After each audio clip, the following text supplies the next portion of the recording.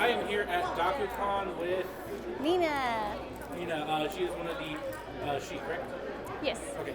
She is one of the tattoo artists that is going to be tattooing throughout the course of the event. I do believe she's currently booked up, but where can they find you? You can find me at Stay Local Tattoo on 38th and Wadsworth. Awesome. So how did you get into tattooing to begin with? I've always wanted to do tattoos, and once I was ready, I looked for an apprenticeship, and then I found my mentor, and the rest is history. So I know I did look at your book a little bit earlier. What is like some of your favorite things to tattoo? Like what inspires you and gets you the most hyped up for a tattoo? I love to do stylized fan art, anime fan art, Pokemon, fine line black and gray, dark style type of tattoos as well. And I do full color too.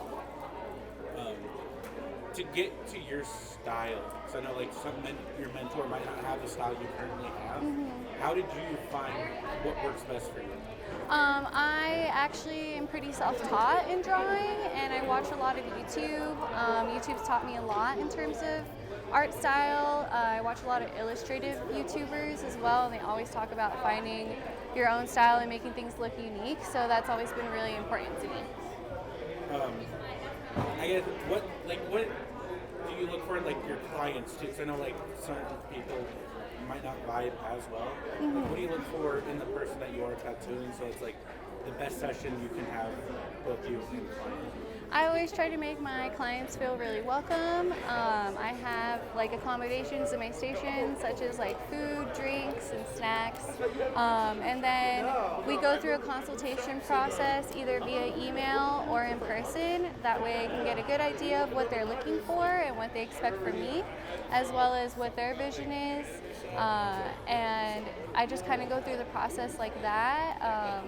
There's a ton of different art styles and tattoo styles out there, so I always encourage everyone to do their research on what they like. So I also noticed that you have a lot of artwork on your body as well. What was your first tattoo? My first tattoo is actually on my hip, which you can't see, but it's some scripts, and I got it when I was 17. So what inspires you to get like if you see someone who already has a lot of tattoos, trying to find what's on their canvas to be able to like in or work with their other tattoos? Yes, so that is usually like preferred in in-person consultation, or on my form I have a question area where they can insert photos of the area that they want tattooed, and to include any photos of like other tattoos that they have in that surrounding area, so that way I can take it into my iPad or take a piece of onion paper if they're in person, trace it out, and know like the form and spot that I need to fill it in. Nice. All right, this is one question I know a lot of people have, especially those who have not gotten a tattoo yet. What, for you personally, because I know it's different for everybody, which tattoo area hurts the most? Probably, for me personally, it was my inner thigh. That skin there just doesn't see the light of day, so it doesn't have a lot of wear and tear, and so it's just more delicate. Definitely a very sensitive spot on the inner thigh. And then for someone getting their first tattoo, they have no idea, like an entire novice, what would you recommend for like, would you recommend getting a small tattoo, go big or go home, or just something that means something? I think all of those options are pretty valid. It depends on the client and how they feel and what they're looking for. You can go big or you can start small, and you can always get something that means something important to you. It's just more of your personal preference. If you were to go big, I always say multi-session is preferable. If you start small, that also works too. I think just researching your artist and really liking who you're having do the tattoo is very important.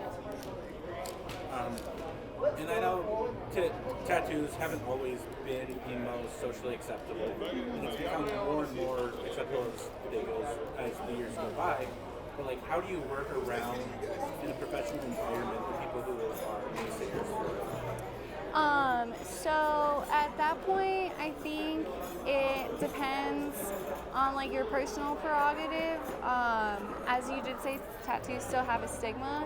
So if I am tattooing a client who needs to be aware about their tattoos for work or professionalism, etc., I will always go over spots that are I will always suggest spots that are easily hideable or like below the cuff of your sleeve, nothing past the collar line, things of that nature, in order to avoid any issues that could possibly happen in the workplace or in your future endeavors. And I guess going off that, what are like some of the things that might turn you off of a client, even if you love the artwork that they want, but something with the client isn't clicking the personality? I have a pretty good relationship with all of my clients. The only things that I would say are client turnoffs are no call, no shows. If you book an appointment and you don't make the artist aware of that you're gonna not come in, that shows a lot of people that you don't respect their time. So I think the biggest thing for me is making sure that my clients are respectful of my time and the knowledge that I have. And so communication is important for you definitely in this. And I'm guessing that also goes during the tattoo process. Yes, yeah. I always tell my clients communication is key. I'm very chill, very laid back. So as long as you just communicate with me, we can work together. And then, and then for new tattoo artists that are just getting into, whether they're just starting their apprenticeship or whether they're just starting to get into the studio space themselves, what are some recommendations from your own experience that you can give them? Draw, draw, draw. Always draw. That's going to be your foundation. Drawing every day is so important. I keep a sketchbook with me and I try to draw on it at least once a day.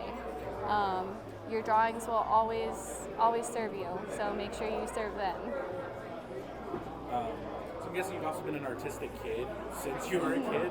I guess, where did your art inspirations initially come from before you found tattooing? So I guess it kind of clicks with tattooing. I was really inspired when I was younger to see my mom's first tattoo, and then I back in like the early 2000s, Ed Hardy was a really big thing in terms of like fashion, and he's a founding father of tattooing. So after that just fueled my interest.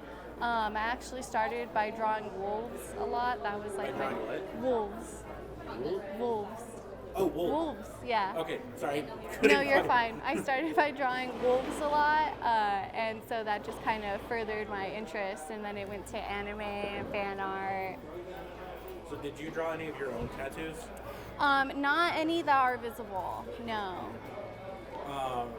I guess that is kind of the hard part with like an interview like this. Is yes. Like, a lot of tattoos are going to be hidden. Yes.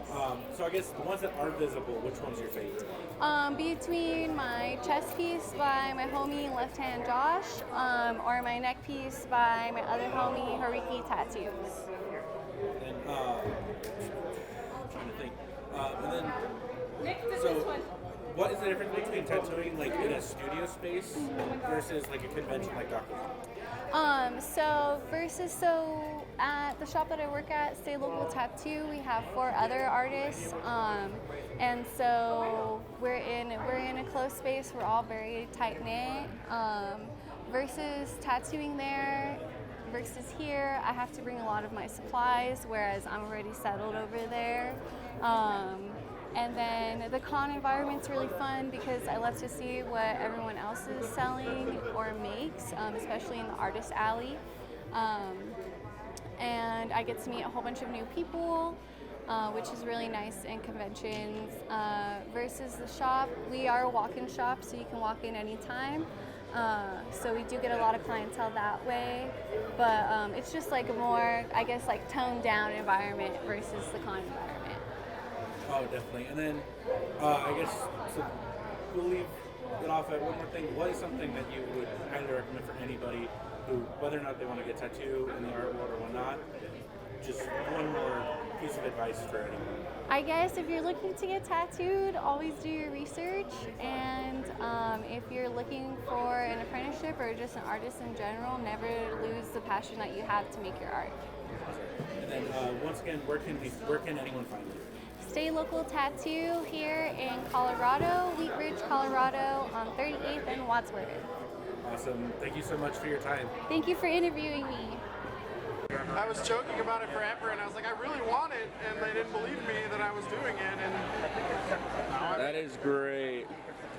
Okay. Really, so it was in 2019 before COVID. That was the last time I went. with this professional human being here who's just damn good at her job. Oh shit, does my phone do this? Yeah, all smartphones should. Mine's an asshole. That's me. I was the only one who did it. There were a whole bunch of other like Spider-Man Wars and Miles Morales. I was the only one. If not, if you search that username up anywhere, though, you'll be able to find me. It's just me. I was standing. I have a Discord too if you want to join that. Show off your new tattoo. Oh yeah, for sure. I should make a tattoo section for my Discord. I just realized it. Tattoo links, yeah. And I was just walking around. Well, it's also great for self-promo for this one. No, I had. I mean, it was kind But I of. like how I've gotten a different body part for each tattoo now. And I had a thing of bagels, so I just had a bagel in my mouth. An entirely different art. So this is going to be great for B-roll. I hope I get that. I'm so Glad I could help. And different stages. Yes, yeah. Because you're kind of in the beginning on this one.